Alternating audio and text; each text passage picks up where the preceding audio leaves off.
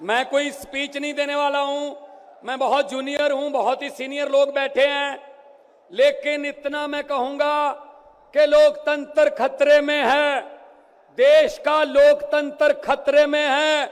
इनको ये लगता है कि ऐसे हम चला लेंगे, डंडे से चला लेंगे। ये देश किसी के बाप की जागीर नहीं है, ये 140 करोड़ लोगों का देश है। ये आजादी हमें शहीद आजम भगत सिंह, राजगुरु सुखदेव, मदन लाल ढींगरा, करतार सिंह सराबा, चंद्रशेखर आजाद जैसे हजारों योद्धाओं ने अपनी जवानी में गले में फांसी के रस्से लटका के ये आजादी हमें दी है। ये इनके किसी बाप दादे की जागीर नहीं है। क्या समझते हैं ये? इसको भी अंदर कर दो, इसको भी अंदर कर दो। जो अस्पताल बनाता उसको अंदर कर दो, जो स्कूल बनाता उसको अंदर कर दो, कांग्रेस पार्टी के खाते फ्रीज कर दो, किसी के नेता फ्रीज कर दो। ऐसे जीत लोगे? हम वो पत्ते नहीं हैं, हम वो पत्ते नहीं हैं जो शाख से टूट कर गिर जाएंगे। आंधियों को कह दो अपनी औकात में रहें। समझते क्या है ये? अरविंद केजरीवाल को अंदर कर दो, हेमंत सोरेन को अंदर कर दो, इसके घर ईडी भेज दो, इसके घर इसकी एमपीशिप कैंसिल कर दो, इसका घर छीन लो। अरे मालिक तुम हो, इन घरों के मालिक तुम हो। इन घरों की मालिक 140 करोड़ जनता है। कोई पता नहीं किस घर में लोगों ने किसको पहुंचाना है। ये गलत फहमी में है। हुकूमत वो करते हैं जिनका दिलों पर राज होता है। यूं कहने को तो मुर्गे के सर पे भी ताज होता है।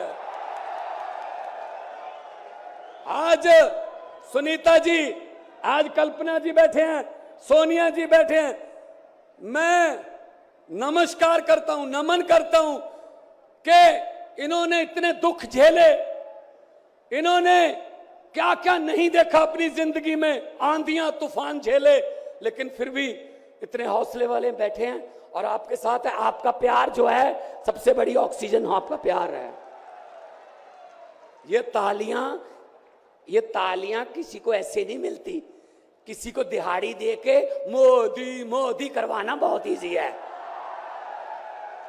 जब कोई दिल से बोलता है ना, वो बात असर रखती है।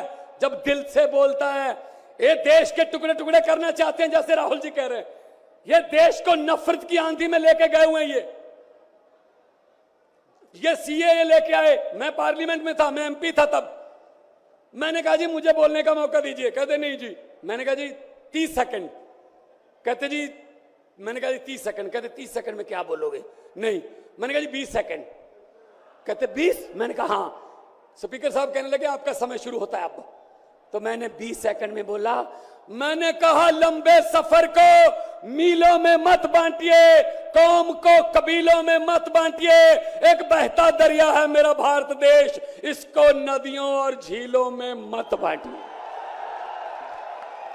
अरविंद केजरीवाल को तो गिरफ्तार कर लोगे, लेकिन उसकी सोच को कैसे गिरफ्तार करोगे? जो लाखों अरविंद केजरीवाल देश में पैदा हो चुके हैं, उनको किस जेल में कैद करोगे? अरविंद केजरीवाल एक व्यक्ति नहीं है, अरविंद केजरीवाल एक सोच का नाम है। इंडिया गठजोड़ इकट्ठे हैं, सब इकट्ठे हैं। आज सभी के, मेरे ख्याल में कईयों के तो कैमरे भी कांपने लग गए होंगे, ये इकट्ठे कैसे बैठ गए?